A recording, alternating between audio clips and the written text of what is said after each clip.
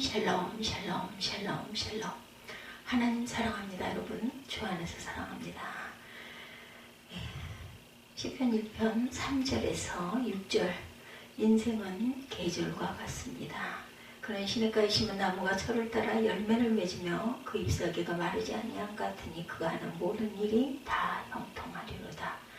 악인들은 그렇지 아니하며 오직 바람에 나는 겨와 같도다. 그러므로 악인들은 심판을 견디지 못하며 죄인들의 의인들의 모임에 들지 못하리로다. 무릇 의인들의 길은 야훼께서 인정하시나 악인들의 길은 망하리로다. 인생은 계절을 따라 사는 거죠. 인생에도 계절이 있습니다.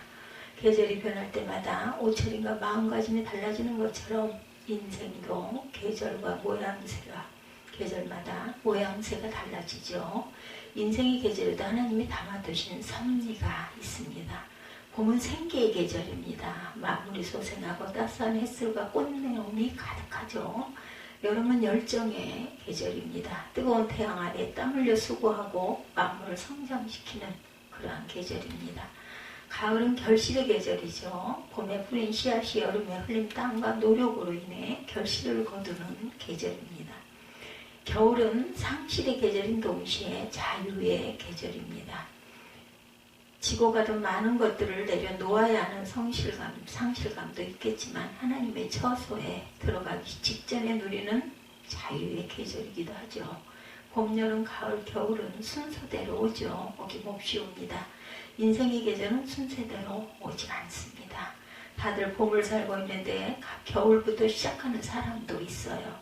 흰들에 버려졌던 아이 다윗도 겨울부터 살았던 인생이기도 하죠. 일찍부터 광야에서 살아야 했던 세례 요한도 마찬가지입니다.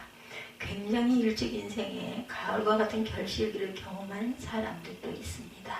그 사람들은 빨리 겨울이 올 위험성이 있어요. 꽃이 빨리 피면 빨리 지기 때문이죠.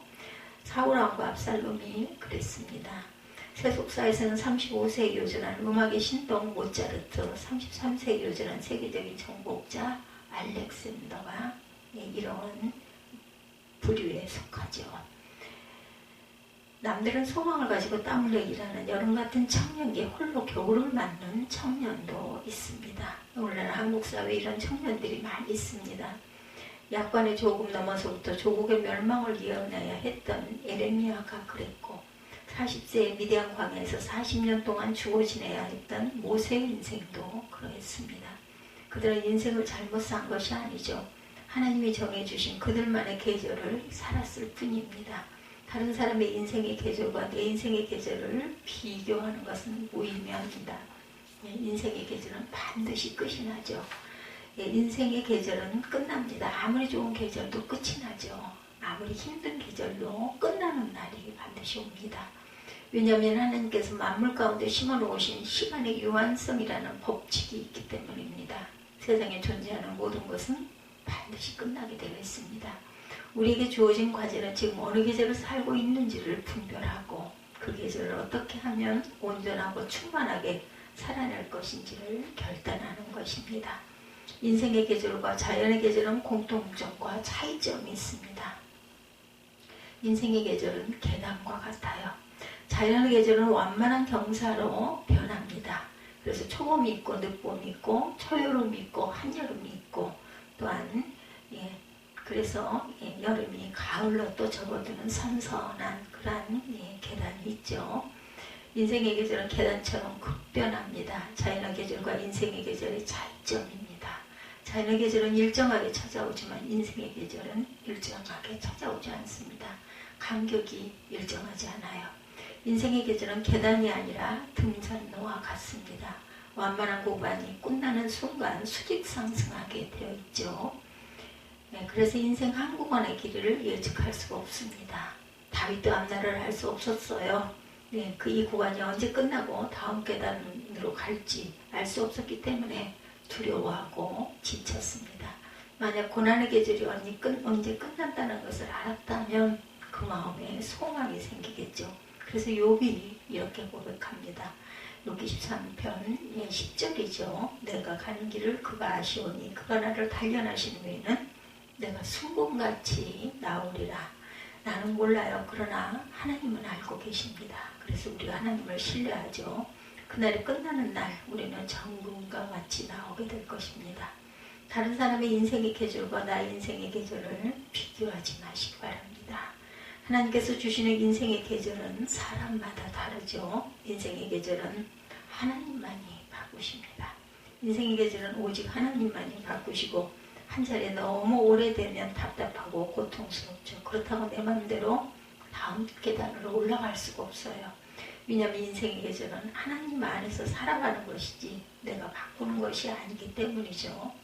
다윗은 광야의 훈련 기간이 언제 끝날지 보이지 않았어요. 결국 훈련이 끝나지 않았는데 가드로 도망갔다가 더 큰 낭패를 보게 됩니다. 정반대의 경우도 있습니다.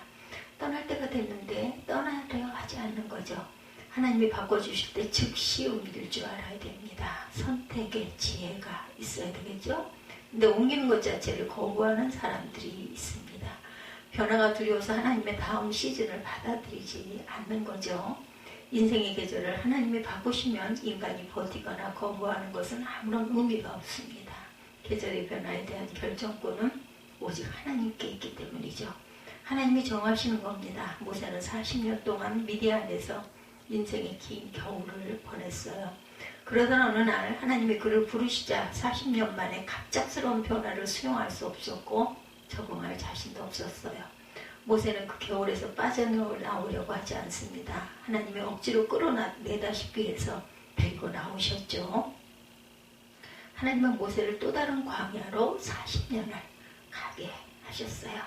이전의 40년과 이후의 40년은 달랐죠. 허무와 낙심 가운데 살았던 이전의 40년은 혹한을 지내는 시간이었습니다. 그러나 기존과 헌신으로 살았던 이후의 40년은 하나님과 민족을 위해서 자신을 불태웠던 뜨거운 여름을 사는 기간이었습니다. 여러분들 스스로 떠나면 안 됩니다. 그러나 하나님을 바꾸시면 즉각 순종하시기 바랍니다. 인생의 계절이 길어지면 제자리 걸음을 하는 것과 같습니다. 언제 급변한 변화의 때가 올지 모르죠. 언제 신랑이 올지 모르고 언제 야외 날이 임할지 모르는 것이죠. 그래서 언제든 떠날 차비를 해야 합니다. 여러분의 직책, 직장, 인간관계 등이 영원히 계속될 것처럼 살지 마시기 바랍니다. 하나님이 이제 그만이라고 말씀하시면 주저없이 일어나야 되죠. 크리스천들의 인생은 자리에 익숙해지는 것이 아니라 하나님의 인도하심이 익숙해져야 합니다. 삶이 갑자기 변한다고 해서 위급한 것도 없고 조급할 것도 없습니다. 직책과 상황에 상관없이 여전히 우리는 하나님의 사람들이죠. 세상의 어떤 조건이나 직함보다 하나님의 사람이라는 본질이 가장 강력합니다. 우리가 움직이든 안 움직이든 갑작스럽게 다음 계절로 가게 됩니다. 영적 무게중심을 잡아야만 인생의 계절 변화에 대처할 수 있다는 것. 인생의 계절을 알게 하소서 기도하십시다. 두 번째 나누는 것은 인생의 계절을 알게 하소서. 시즌과 비시즌을 분별하는 것도 중요하지만 항상 힘써야 할 것은 붙잡는 것이 중요합니다.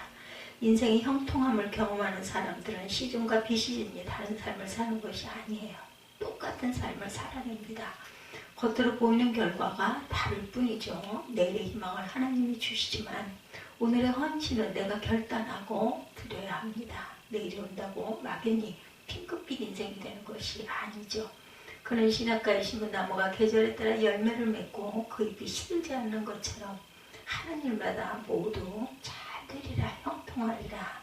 사시사철 푸르고 열매를 맺는 인생은 너무나 좋습니다. 그렇지만 가만히 보면 이 표현이 꼭 옳지만은 않아요. 사시사철 푸른 것은 맞지만 잎사귀가 마르지 않는다고 했기 때문에 늘 푸는 상록수를 이야기하는 것입니다. 그러나 열매는 계절에만 맺습니다. 열매를 맺지 않은 비시즌에도 변함없이 생명을 유지하며 살아가지만 열매를 맺는 것은 그 시즌이 와야 합니다. 그렇기 때문에 아직 열매가 없는 것은 여러분의 잘못이나 책임이 아니에요. 땀과 눈물과 정성을 쏟아붓는데도 시즌이 되지 않으면 열매가 맺히지 않습니다. 열매가 맺히지 않을 때도 있습니다. 그때 포기하거나 타협하지 말고 그 시즌을 잘 지나가야만 하나님의 열매를 맺는 시즌을 주십니다. 비시즌에 포기하지 않고 본질을 붙잡고 겸손하게 배우는 사람이 좋은 결실의 시즌을 맞이하게 되죠. 좋은 시즌에만 성공하는 것이 아니라 인생의 중요한 것을 배우는 것이기 때문에 좋지 않은 시즌도 좋은 시즌입니다. 하나님은 우리에게 동일한 24시간을 주셨어요. 동일한 하루를 주셨고 동일한 일생을 주셨습니다. 그래서 오늘 하루를 진실하게 살아내는 것이 아주 중요합니다. 인생은 매 순간이 최고의 기회지만 최대의 위기라는 것을 우리가 너무나 잘 알고 있습니다.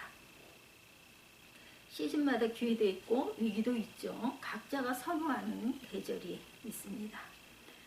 자연의 계절뿐 아니라 인생의 계절도 마찬가지입니다. 절대적으로 좋은 계절이나 나쁜 계절은 존재하지 않습니다. 왜냐하면 모든 계절에 위기가 있고 기회가 있기 때문이죠. 정말 중요한 것은 어떤 계절이든 내가 주님과 함께 가느냐입니다. 오늘 본문 3절에 시냇가에 심은 나무라고 기록되어 있는데 이 표현을 조금 더 우리가 알 필요가 있어요. 이 표현을 직역하면 사시사철 물이 흐르는 인공수로가에 좋은 옮겨 심은 좋은 나무죠. 이 나무는 누군가가 의도를 가지고 어떤 계절이 와도 죽지 않고 잎이 시들지 않도록 심은 것입니다. 우리 인생은 앞으로 다양한 계절을 경험하게 될 것입니다. 어떤 계절은 수월하게 느껴지고 어떤 계절은 숨이 막힐 것처럼 버겁게 느껴집니다. 그러나 하나님은 계절에 상관없이 우리를 시냇가에 심으신 줄로 믿습니다. 그 자리를 떠나면 안 되죠. 나무가 그 자리에서 뽑히면 죽는 것입니다. 이 한 가지를 기억하십시오. 인생의 계절은 바뀌어도 하나님의 계절은 변하지 않는다라는 것. 하나님과 함께하는 사람에게는 단 한 가지 시즌만 있을 뿐입니다. 하나님과 함께하느냐, 함께하지 않느냐. 비가 오나 눈이 오나 그 자리를 떠나지 마시기 바랍니다. 나무가 시냇가를 떠나면 죽게 되고 위태로워집니다. 세상에 화려하고 멋있어 보이는 계절을 쫓아서 시내를 떠나지 마시기 바랍니다. 주님 한 분 곁에 머무르는 온전한 헌신을 하시기 바랍니다. 내일의 희망은 하나님이 주시지만 오늘의 헌신은 내가 주님 앞에 끝까지 지켜내고 드려야 하는 것이죠. 지독한 비시신을 살고 계신 분들 절망하지 마십시오. 경기는 끝나도 인생은 계속됩니다. 내 인생이 화려한 무대에서 내려올지라도 주님에 대한 신앙 고백은 계속되어야 합니다. 시냇가를 떠나지 않는 삶을 사시기 바랍니다. 계절에 상관없이 본질에 충성하게 살면 오늘 좋은 계절이 반드시 오게 된다는 것을 잊지 마십시다. 어려운 계절도 이겨내게 되어 있습니다. 중요한 것은 시냇가를 떠나지 않는 것.